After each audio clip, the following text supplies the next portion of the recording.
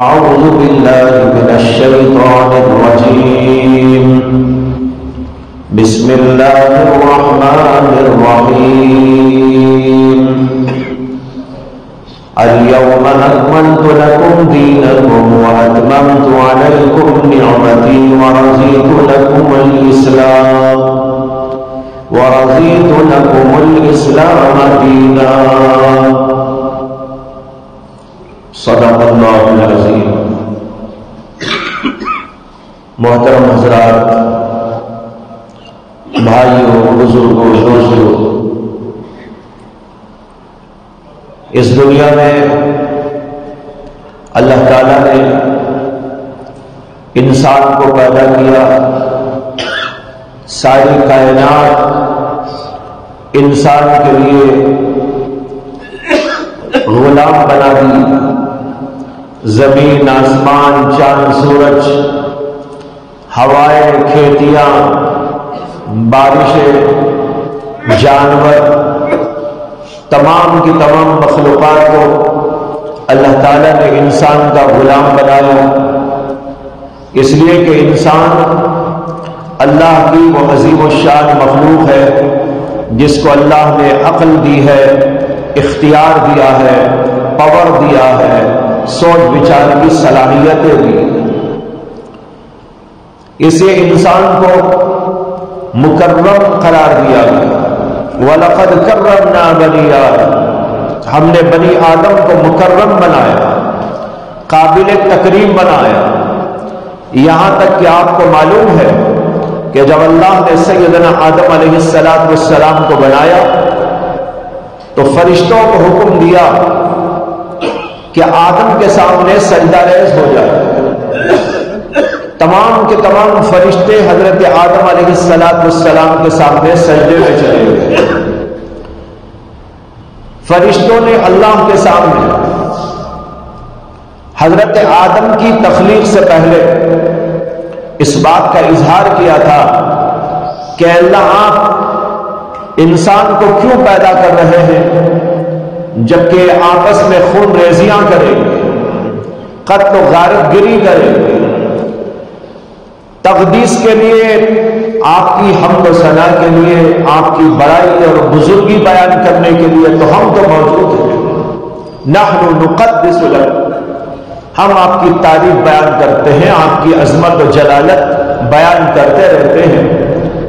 تو پھر انسان کو بنانے کی کیا ضرورت ہے؟ اللہ تبارک و تعالیٰ نے سیدنا آدم علیہ السلام کو بنانے کے بعد حضرت آدم علیہ السلام کے سامنے فرشتوں کو سجدہ ریز ہونے کا حکم دیا، یہ بتانے کے لیے کہ میری یہ مخلوق تم سے زیادہ قابل تکریم ہے، قابل تعظیم ہے، لہذا تم کو بھی حکم دیا جاتا ہے کہ آدم کے سامنے سجدہ ریز ہو جاؤ. پھر حضرت آدم علیہ السلام کو اللہ تعالیٰ نے علم کی دولت سے مالا مال کیا. وَعَلَّمَ آدَمَ الْأَسْمَاءَ كُلَّهَا، آدم کو اللہ نے تمام قسم کی چیزوں کا علم عطا کیا. علم کا خاصہ ہے کہ علم حق میں باطل میں امتیاز کرتا ہے. علم اچھے اور برے کی تمیز پیدا کرتا ہے. علم سے مغز میں اور پوست میں فرق سمجھ میں آتا ہے. علم کی وجہ سے انسان کو روشنی ملتی ہے جس سے کہ وہ اپنا راستہ طے کر سکتا ہے، راستے پر چل سکتا ہے. کہاں گڑھا ہے، کہاں پر کوئی جانور ہے، کہاں پر سانپ بچھو ہے، اور کہاں پر کانٹے ہیں، کہاں پر درمیان میں کوئی روڑا ہے. یہ ساری چیزیں روشنی سے معلوم ہوتی ہیں. جب آپ چل رہے ہو، راستہ صاف ہو، اس میں لائٹ لگی ہوئی ہو، آپ اس کے اوپر چلتے رہیں تو آپ کو سمجھ میں آتا رہے گا کہ ہاں یہاں گڑھا ہے، یہاں بچ کے جانا چاہیے، اور یہاں پر جانور بیٹھا ہوا ہے، سانپ بیٹھا ہوا ہے، کوئی اور چیز ہے، یہاں کیسا بچ کے نکلنا چاہیے، اور یہاں پر کانٹے دار درخت ہے، ان کانٹوں کے اندر سے مجھ کو بچ کے کیسے نکلنا چاہیے، یہ سب اس وقت میں سمجھ میں آتا ہے، دکھائی دیتا ہے جبکہ راستے پر لائٹ موجود۔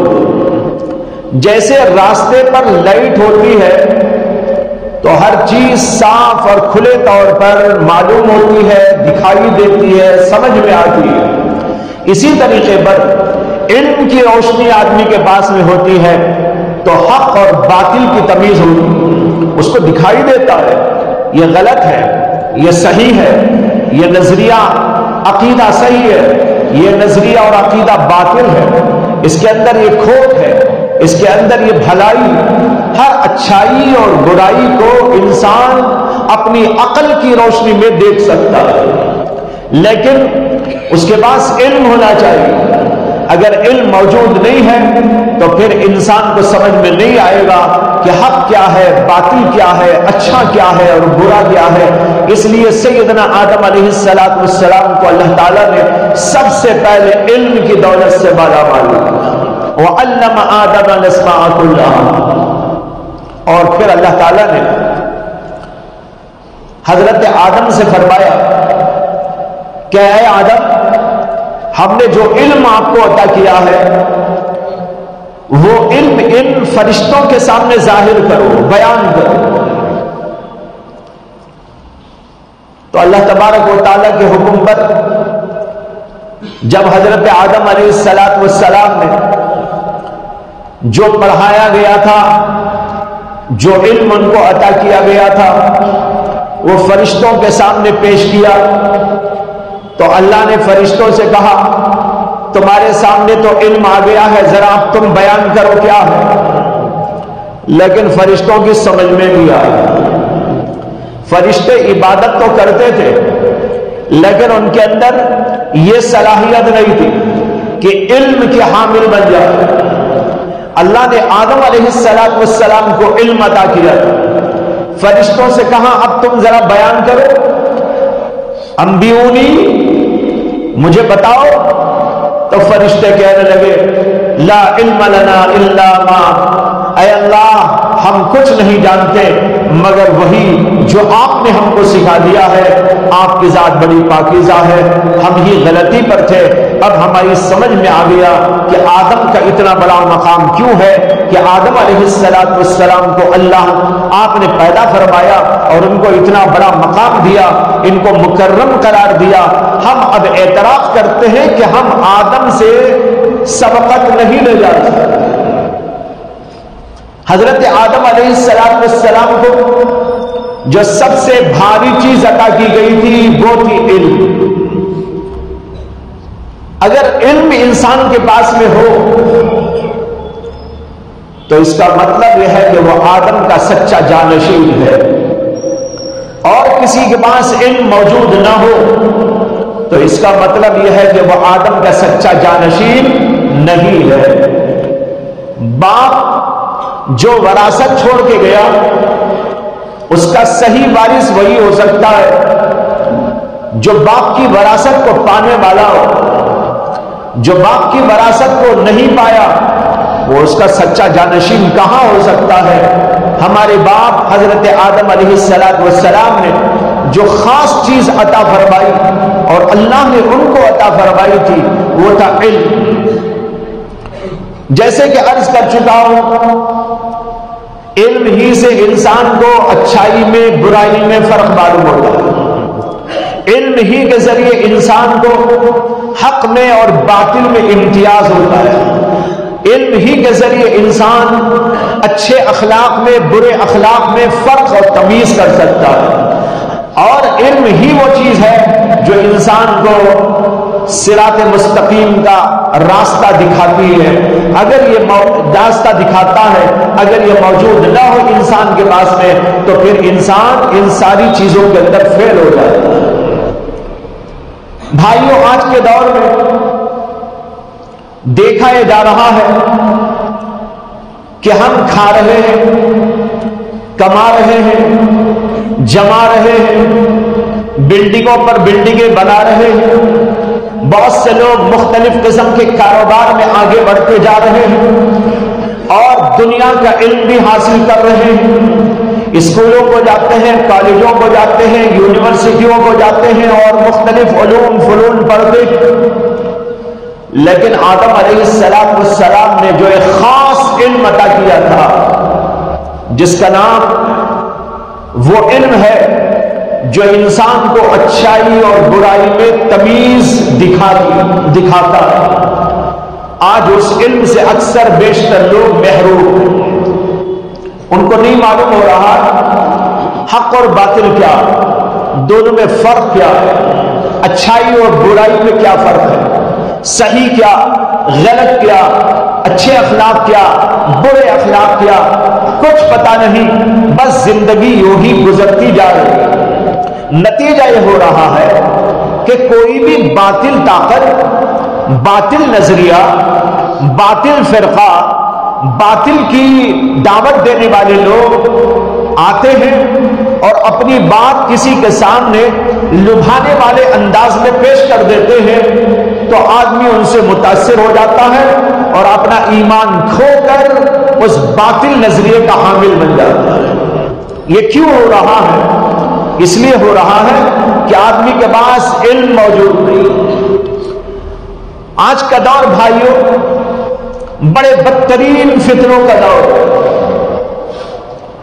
انتہائی خطرناک قسم کے فتنے، جو پہلے سے تھے وہ بھی اور جو نہیں ہے وہ بھی آگے بڑھتے جا رہے ہیں۔ نئے نئے فتنے جنم لے رہے ہیں، پرانے فتنوں کے اندر جان پڑتی جا رہی ہے اور وہ باطل فرقے مسلمانوں پر حملہ کر رہے ہیں، ان کے ایمان پر ڈاکہ ڈال رہے ہیں، ان کے ایمان کو برباد کرنے کی کوششوں میں لگے ہوئے ہیں اور ایسی باتوں سے چکنی چوپڑی اور لبھانے والی لوگوں کے سامنے باتیں کرتے ہیں جس سے کہ ایک آدمی جس کے پاس صحیح علم نہ ہو، علم کی روشنی موجود نہ ہو، وہ متاثر ہو جاتا ہے اور غلط عقائد و غلط نظریات میں پڑ جاتا ہے۔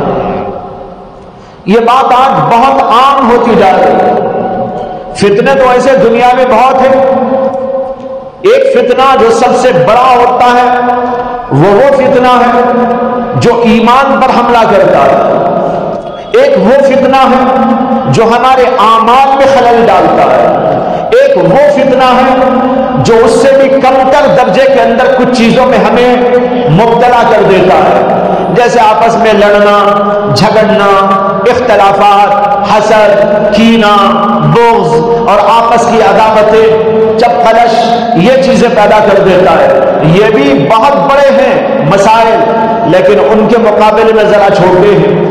لیکن سب سے بڑا جو فتنہ ہوتا ہے وہ ایمان پر حملے والا فتنہ ہوتا ہے، جس سے کہ آدمی ایمان کھو بیٹھتا ہے۔ آج کے دور میں ایمان کی لوگوں کی نگاہوں میں قدر و قیمت گھٹ گئی، مال کی، پیسے کی، دنیا کی دولت کی اور دنیا کی چیزوں کی، منصبوں کی، ڈگریوں کی، ان چیزوں کی وقت بہت بڑھ گئی۔ لوگ سمجھتے ہیں کہ ہمیں جینا ہے تو بس جناب پیسہ ہونا چاہیے، ہمیں زندگی کرنا ہے تو ہمیں ڈگری ہونا چاہیے، ہمیں دنیا میں باعزت زندگی گزارنا ہے تو ہمارے پاس بلڈنگیں ہونا چاہیے، اور ہمیں دنیا میں راحت کے ساتھ جینا ہے تو ہمارے پاس یہ اسباب و سامان اور عیش و عشرت کی چیزیں ہونی چاہیے۔ یہ آج نظریہ بن گیا، مادیت نے غلبہ پا لیا ہمارے دلوں پر، ہمارے دماغوں پر، ہمارے افکار پر، ہمارے نظریات پر، اور یہ بات اتنی زیادہ دلوں پہ چھا گئی کہ لوگ اب اس بات کو سوچنے کی عادت ہی چھوڑ چکے کہ بھئی ایمان کیا ہے، آخرت میں جانا ہے، جنت پانا ہے، دوزخ سے بچنا ہے، اللہ کے سامنے کھڑا ہونا ہے، ہمیں وہاں پر کوئی مرتبہ پانا ہے۔ لوگوں کے ذہنوں سے یہ چیزیں اوجھل ہوتی چلی جا رہی ہے تو بس یہ بات دل و دماغ پر چھائی ہوئی ہے، مال چاہیے، پیسہ چاہیے، ڈگریاں چاہیے، منصب چاہیے، جاب چاہیے، جیب بھرا ہوا ہونا چاہیے، یہی دلوں پر، دماغوں پر، افکار پر، نظریات پر بات چھاتی چلی جا رہی ہے، اور لوگ اس بات کو سوچنے کے لیے بالکل تیار نہیں ہے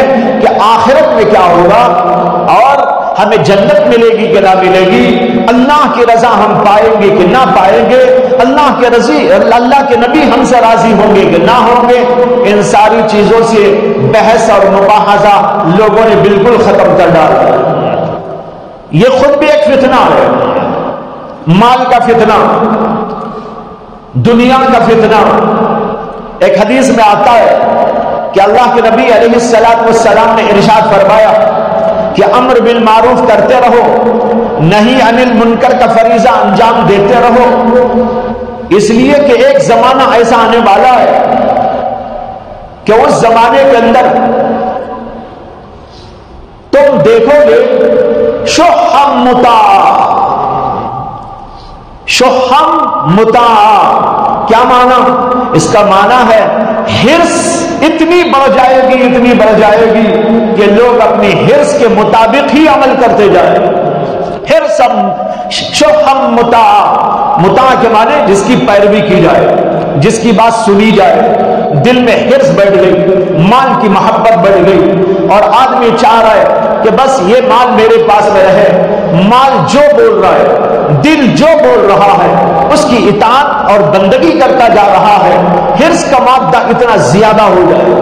جب تم ایسی بات دیکھو، اور دوسری بات فرمائی وہ دنیا موسرا، جب دنیا کو ترجیح دی جانے لگی، ہر آدمی دنیا ہی کی بات کرے، مال کی بات، پیسے کی بات، منصب کی بات، ڈگری کی بات، مکان کی بات، دکان کی بات، عیش کی بات، عشرت کی بات، اسباب کی بات، کار کی بات، بنگلے کی بات، کپڑوں کی بات، بس جب بھی بیٹھیں گے اسی کا چرچا، اسی کا تذکرہ، اسی کی بحث، اسی کو ترجیح، ہر وقت اسی کا تصور، جب ایسی بات پیش آ جائے۔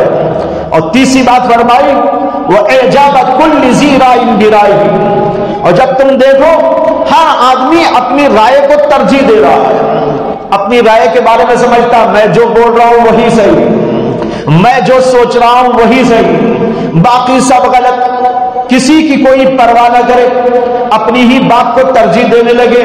اللہ کے نبی نے فرمایا امر بالمعروف کرتے رہو، نہی عن المنکر کرتے رہو، ایک زمانہ ایسا آئے گا کہ تم دیکھو گے شحم متاع و دنیا موسرا و اعجاب کل ذی رائے برائے، جب یہ تین چیزیں تم دیکھنے لگو تو فرمایا پھر تو تم لوگوں کو چھوڑ دو، عوام کو چھوڑ دو، اپنے آپ کے پیچھے لگ جاؤ کہ میں کیا ہوں، میرا نفس کیا ہے، میری اصلاح میں کروں، میری اپنی فکر میں لگ جاؤں۔ اللہ کے نبی نے کہا کہ اپنے آپ کی فکر میں لگ جاؤ، دنیا کو چھوڑ دو۔ آج ایسا نقشہ نظر آ رہا ہے کہ نہیں آ رہا؟ دنیا کی حرص، محبت، دنیا کی ترجیح، اپنے آپ پر بھروسہ، اپنے آپ کے اعتماد، یہ ساری چیزیں آج پیش آتی جا رہی ہیں۔ بھائیو یہ بہت ہی بدترین قسم کی چیزیں ہیں کہ آدمی دنیا کو ترجیح دینے لگے، مادیت کا غلبہ ہو جائے۔ آج ساری دنیا پر مادیت کا غلبہ ہے، مال، پیسہ، دولت، دنیا کی چیزیں، عیش و عشرت کا سامان، باقی نماز، روزہ، حج و زکات، ذکر اور فکر، اللہ کی محبت، اللہ تعالیٰ سے تعلق، اللہ تبارک و تعالیٰ سے دل لگانا، انابت اور خشوع، آخرت کی فکر، آخرت کے لیے جد و جہد، رات کی عبادت، دن کے اندر عبادت، یہ ساری چیزیں چھوٹتی چلی جا رہی ہیں اور اتنی کم ہو گئی کہ آج امت مسلمہ کا حال غیروں کے جیسا نظر آ رہا ہے۔ یہ ہے بڑی فکر مندی کی بات۔ مسلمانوں کا تو ایسا حال ہونا چاہیے تھا کہ ان کے ذہنوں کے اندر ہر وقت نیکی و طاعت، اللہ کی عبادت اور اللہ کی اطاعت گھسی ہوئی ہو.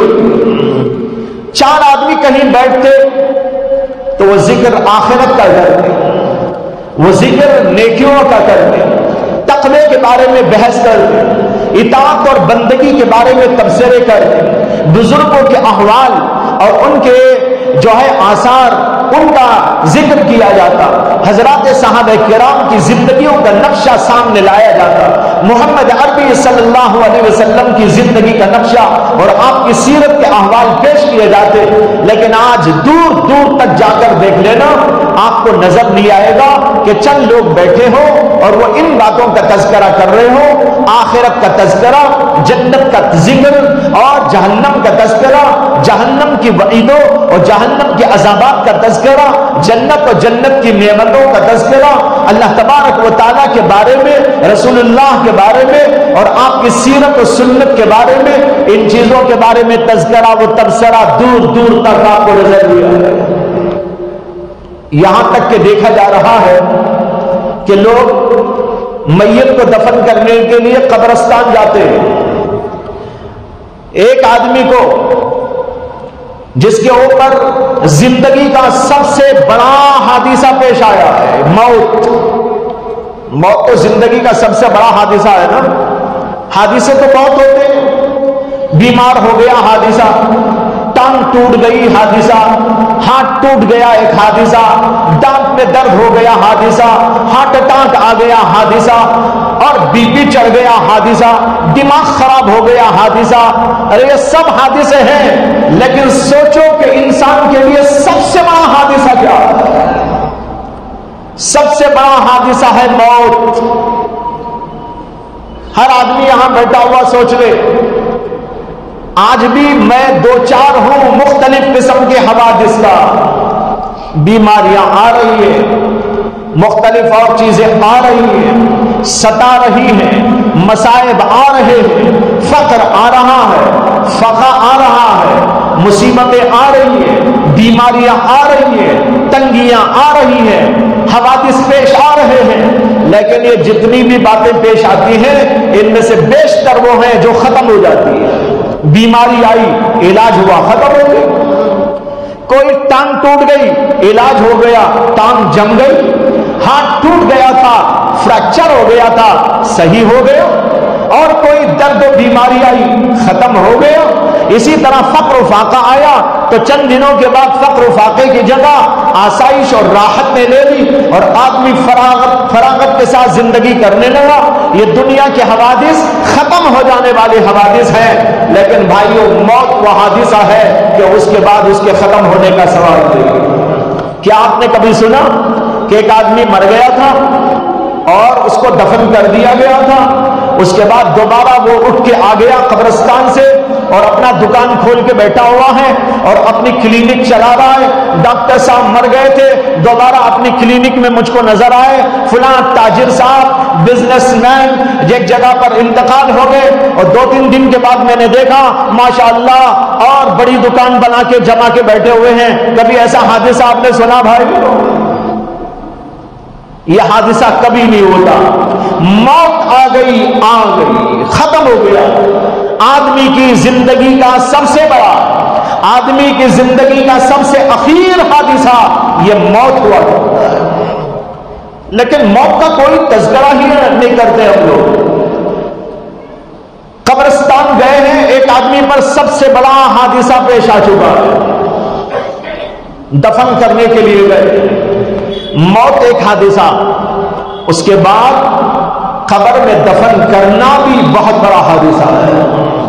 ذرا آدمی سوچے, جب میں مر جاؤں گا مجھ کو لے جایا جائے گا قبرستان کے اندر رکھ کر, قبر کے اندر رکھ کر میرے اوپر مٹی کا ڈھیر ڈال دیا جائے گا, اندھیرے ایک چھوٹے سے کمرے میں میرے اوپر مٹی ڈال کر ماں باپ بھی آ جائیں گے, بچے بھی آ جائیں گے, دوست بھی آ جائیں گے, بہت گہرے تعلقات والے بھی آ جائیں گے, پڑوسی بھی واپس چلے آئیں گے, سارے کے سارے مجھے دفن کر کے آ جائیں گے.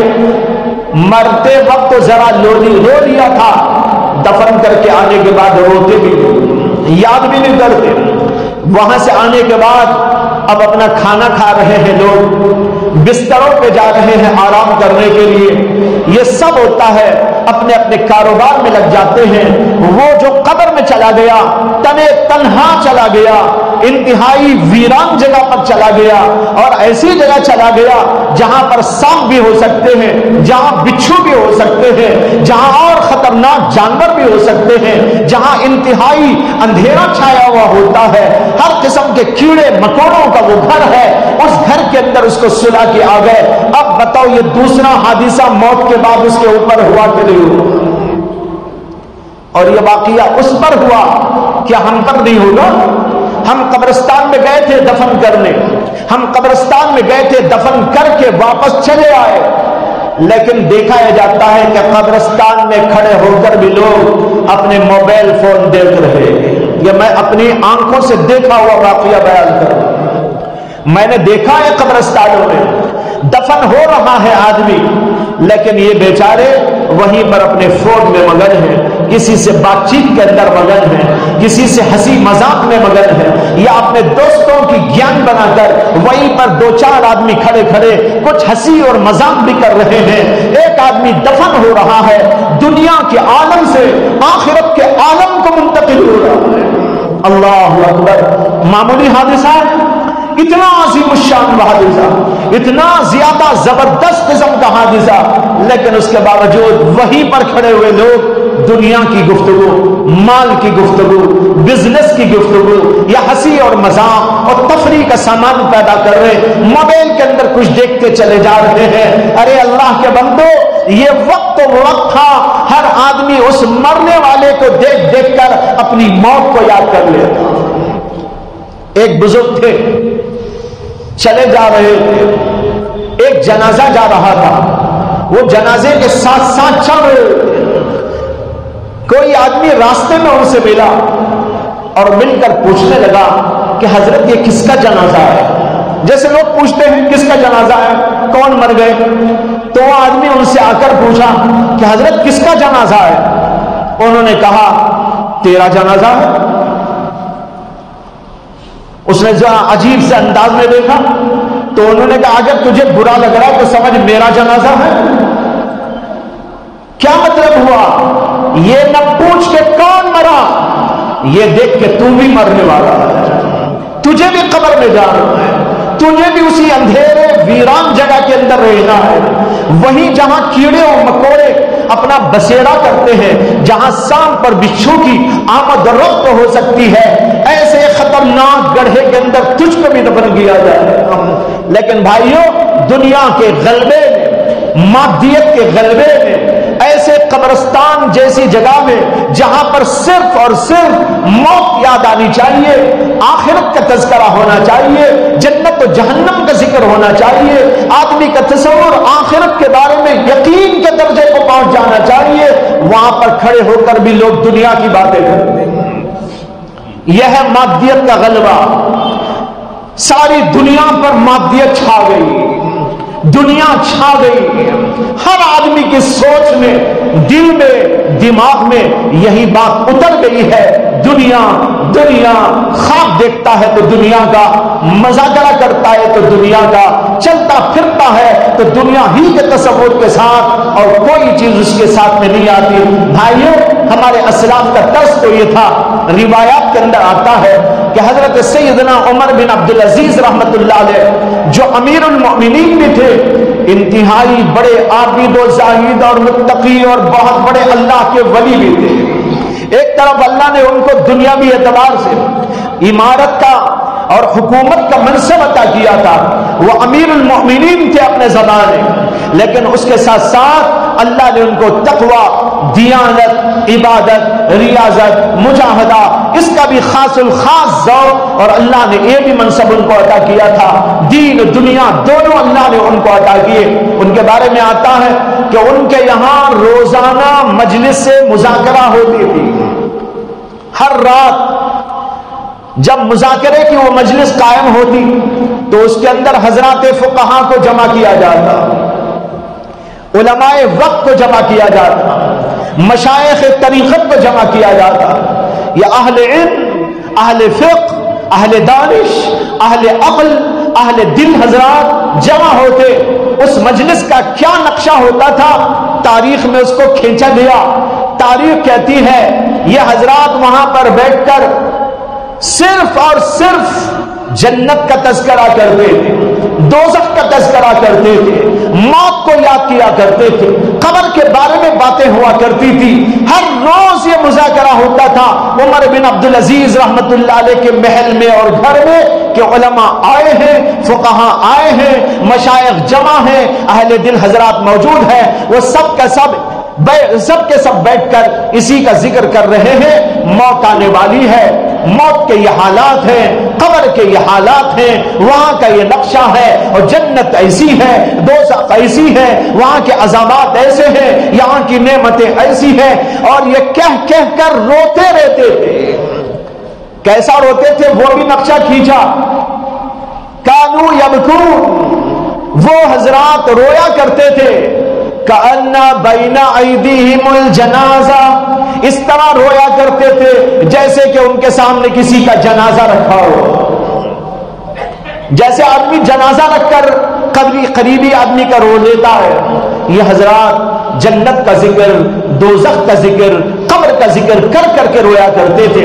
حضرت عثمان غنی رضی اللہ عنہ کے بارے میں روایت میں آتا ہے کہ حضرت عمر، حضرت عثمان غنی کے سامنے موت کا تذکرہ ہو جاتا، قبر کے بارے میں کچھ تذکرہ ہو جاتا، یا کہیں قبرستان کے اوپر سے ان کا گزر ہو جاتا، اتنا روتے جس کی کوئی حد و نہایت نہ ہوتی، داڑھی تر ہو جاتی، حالت خراب ہو جاتی۔ لوگوں نے ان سے پوچھ لیا کہ حضرت آپ قبر کو دیکھ کر اتنا کیوں روتے؟ انہوں نے کہا تمہیں خبر نہیں، میں نے محمد الرسول اللہ صلی اللہ علیہ وسلم سے سنا ہے کہ آپ نے ارشاد فرمایا ما رأیت منظرا قط والقبر افزع منه، میں نے کوئی بھی منظر قبر سے زیادہ بھیانک ناک نہیں دیکھا۔ اللہ کے نبی کا ارشاد، آپ کہتے ہیں اس سے بڑھ کر میں نے کوئی بھیانک نقشہ نہیں دیکھا، اس لیے میں روتا ہوں کہ اللہ کے نبی کی حدیث میں نے سنی۔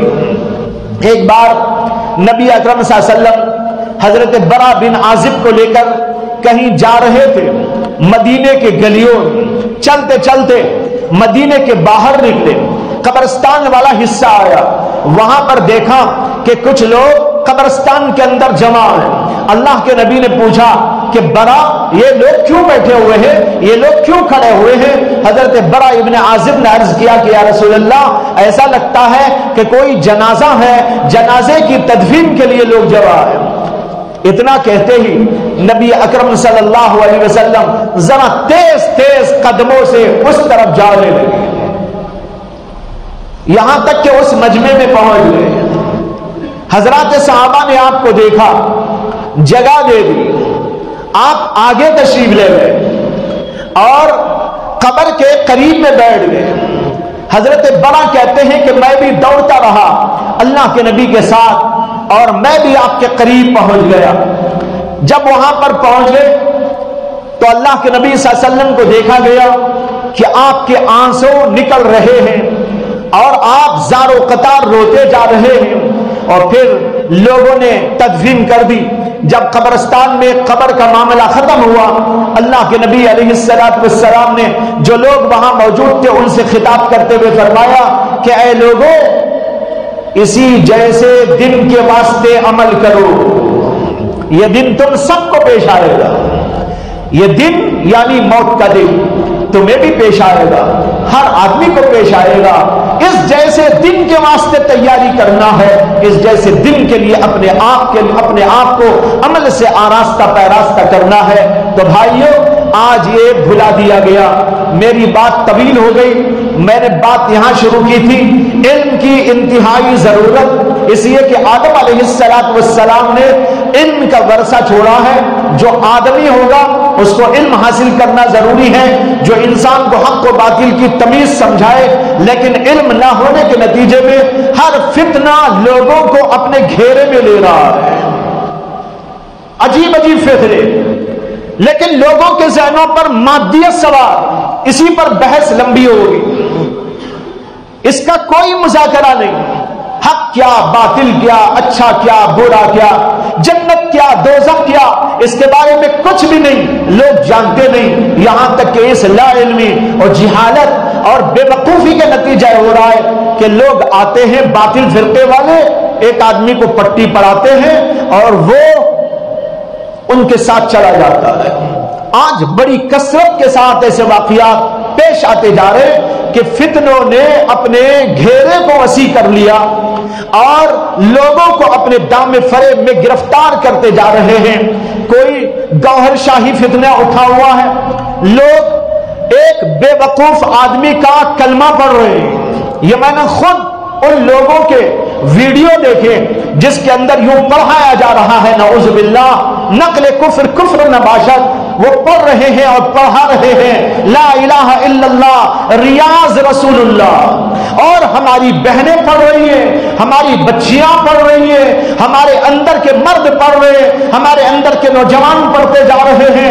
ایسا فتنہ، ایک آدمی کو اتنی خبر نہیں ہے مسلمان ہونے کے باوجود کہ ہم آخری نبی کے پیروکار ہیں، ختم نبوت اللہ نے آپ کے لیے بطور تاج استعمال فرمایا اور قرآن میں اعلان فرمایا ما كان محمد ابا احد من رجالکم ولکن رسول اللہ وخاتم النبیین، آپ خاتم النبیین ہیں، آپ کے بعد کوئی نبی آنے والا نہیں۔ لیکن یہ عقیدہ لوگ جانتے نہیں۔ کوئی آدمی آ کے الٹی سیدھی پٹی پڑھاتا ہے اور عجیب عجیب تعویلیں کر کے عقیدے کو خراب کرتا ہے، اور آدمی کے پاس علم نہ ہونے کی وجہ سے پڑھا لکھا بھی، پڑھے لکھے سے مراد دنیاوی پڑھے لکھے، کالج میں پڑھتے ہیں، یونیورسٹیوں میں پڑھتے ہیں، اسکولوں میں آ کر پڑھتے ہیں، لیکن دین کا علم حاصل نہیں کرتے، ڈاکٹر بن جاتے ہیں، گریجویٹ بن جاتے ہیں، بہت بڑے بڑے عہدوں پر فائز ہو جاتے ہیں، یہ وہ دنیا بھر کی تعلیم حاصل کر لیتے ہیں،